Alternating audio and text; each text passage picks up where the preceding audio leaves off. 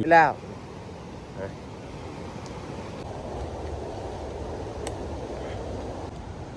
ถึกแล้วพี่น้องเอ้ยลังสุดท้ายเสียดายลังอยู่เทิงนี่แหละกระบังที่เราลงไปตัดกราบสบายดีและกาสวัสดี FC เบิร์ดสุขูสุคนยินดีต้อนรับเข้าสู่ซองเบายูบสำหรับวันนี้ค่อยก็ออกไปยามกับดักคือเก่าเพราะว่าเขาปะไว้2 คืนแล้วบ่ได้ออกไปยามมื้อนี้ก็เลยได้ออกไปยามเพราะว่าเขาปะดนแล้ว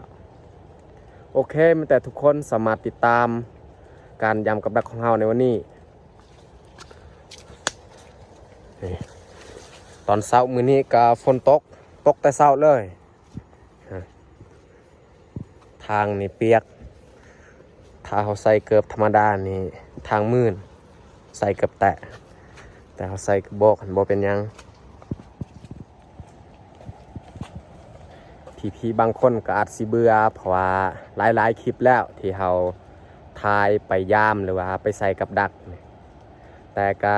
ตอนนี้ก็เฮ็ดยังบ่ได้เพราะว่ามื้อวานมื้อซื่นนี่ก็ฝนตกตลอดออกไปหาทางอื่นนี่ยากคือกันจังได้ก็ไม่แต่อดเบิ่งไปก่อนช่วงนี้นี่แต่คลิปซ้ำๆเดิมๆมื้อนี้ก็เกือบบ่ได้ออกไปยามเพราะว่าฝนตกแต่เช้าเลยตอนนี้มันจึงเช้าตก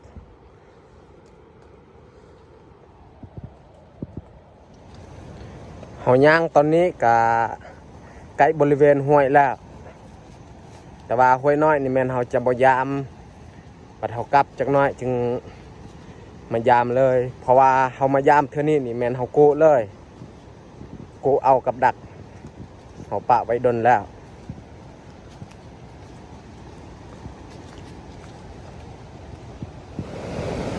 ตอนนี้ก็ฮอดห้วยแล้วน้ำนี่ก็ขึ้นลายฝนตก2 มื้อ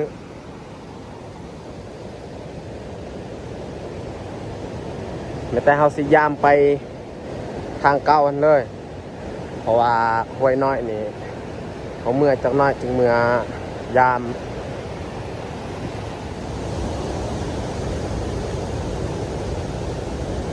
ทางก็ค่อนข้างหกแล้วเขาเบิ่งลังทมิดบ่ถึกไม่แต่เฮาสิดึงเลยเฮากูนี่แหละลังทมิดไม่แต่เฮาจะปะอยู่นี่เลยเพราะว่าจักน้อยบัดเฮาเมื่อนี่เฮาจึงเมื่อเอาไม่แต่เฮาสิยามต่อเลยให้มันสุดก่อนตอนนี้เฮากู2-3 ลังแล้วมันบ่ถึกเฮามากูอันนี้ก็ยันบ่ได้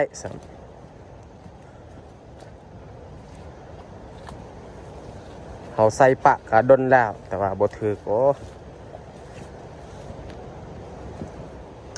อ้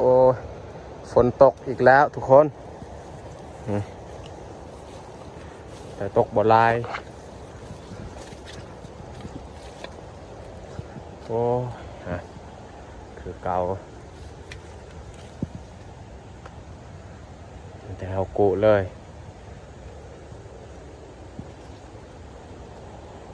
แต่เขาสิย่างต่อ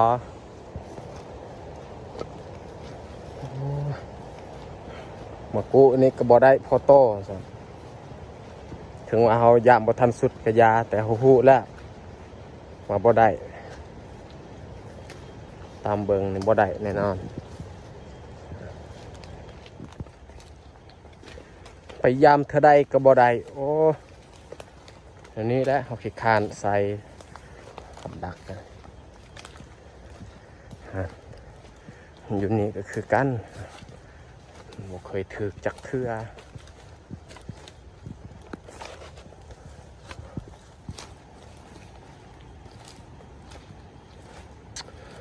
โอ้ยอันนี้ก็ใกล้ที่สุดแล้วเขายามบ่ถือคือกันตายแล้วแห้งฝนตกอีกซ้ำเติม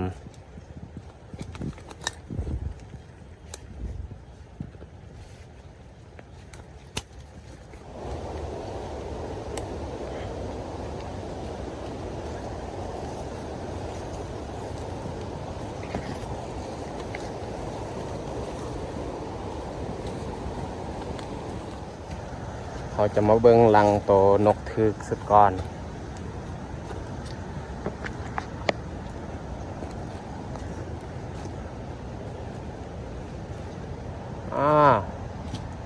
โอ้มันเป็นอีหยังนี่หมดกินเบิดแหละมันตอนมันกินเบิดแหละโ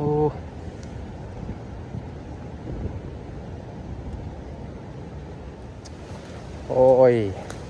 คนอันนี้ก็ตกตลอดเครื่องเปียกเบิด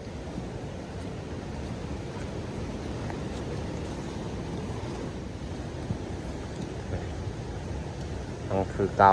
บ่ถือแต่สิยามต่อเลยตัวนี้มันใกล้ทางจังนะเขามือเอาก็ได้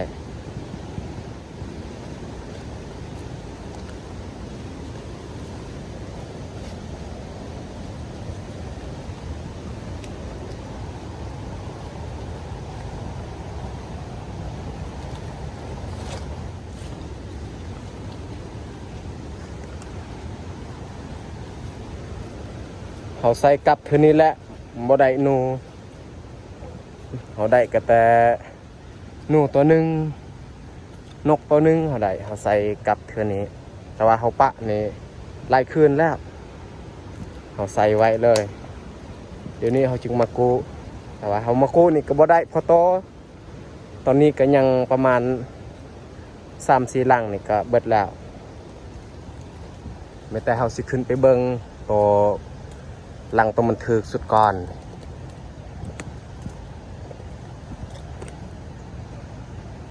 มันถึกอยู่นี่แหละ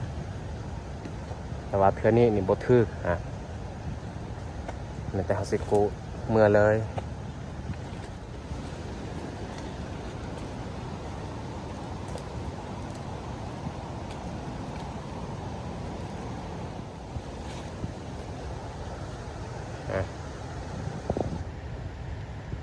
โอ้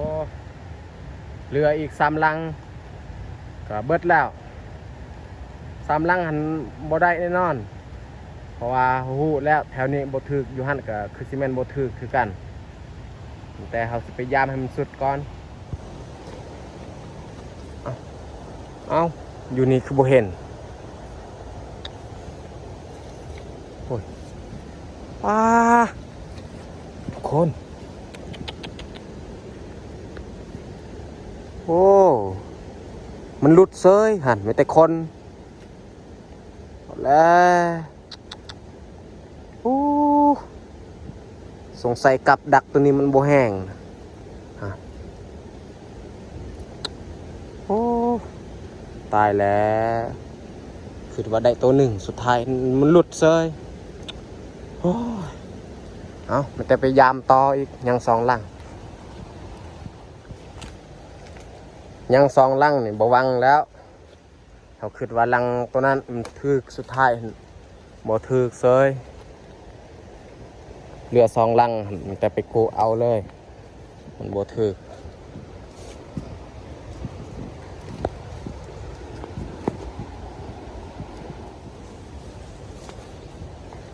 นี่มันบ่เคยถึกซ้ำ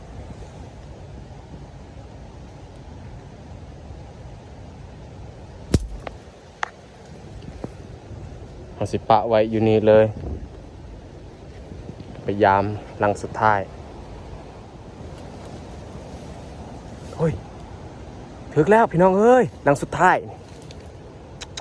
โอ้ไม่แต่มดโอ้นี่ไม่แต่เอาสิแกะไว้อยู่นี่เลยโอ้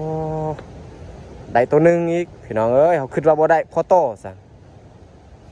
เขาได้ตัวหนึ่งแล้วมีแต่เขาสิแกะแล้วก็เมื่อเลย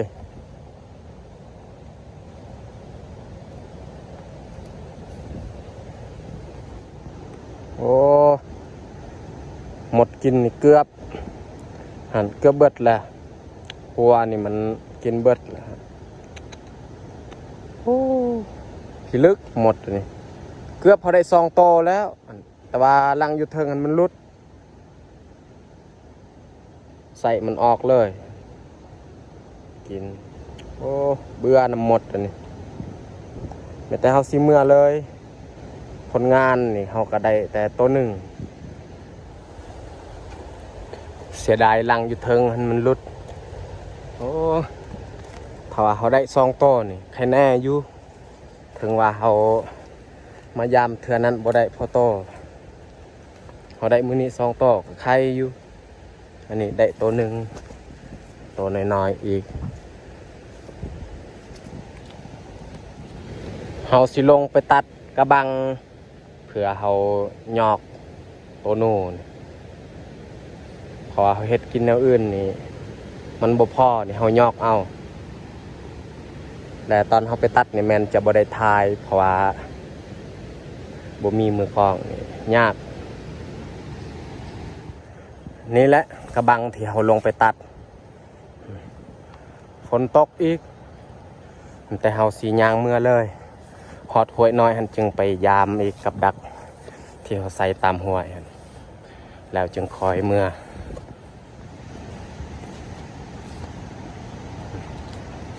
ตอนนี้ฝนก็เศร้าตกแล้วตอนเขาไปบางย่านนี้ตกตลอดบ่ตกแต่ตอนออกแต่บ้านมันบ่ตก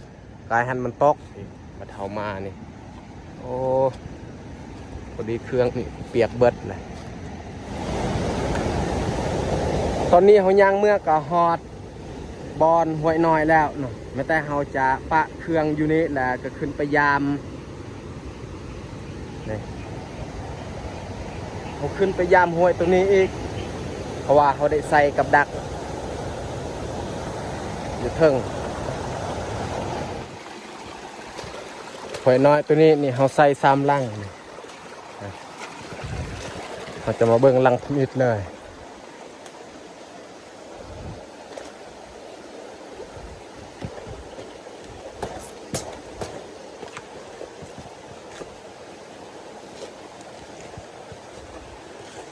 ยังคือเก่าพี่น้องเอ้ย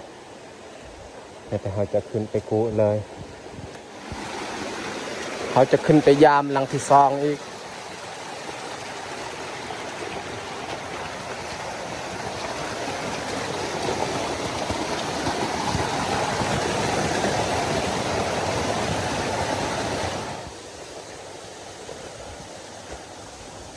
เอาลังตรงนี้มันลั่นซื่อๆ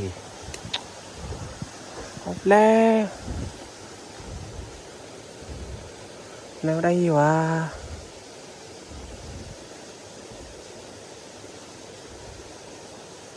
นี่ตัวนี้ก็ไม่แต่คนซื่อๆโอ้ยแนวใดมันหลุดตลอดเลยโอ้ยเสียดายมันต้นที่เขาใส่นี่มันกินแล้วแต่เขาสีกูเลยโอ้สวยแห้งมายามเธอนี้มันลันเบิดได้1 โต 2 ลังนี่บ่ได้แต่เขาจะมาเบิ่งลังสุดท้ายโอ้เขายามแต่ละเทือนี่อยู่นี่บ่ถึกพอโต3 ลังเทือนี้นี่มันหลุดลังสุดท้ายนี่ยังคือเก่าตายแล้วโอ้ไม่แต่เฮาสีโกเลย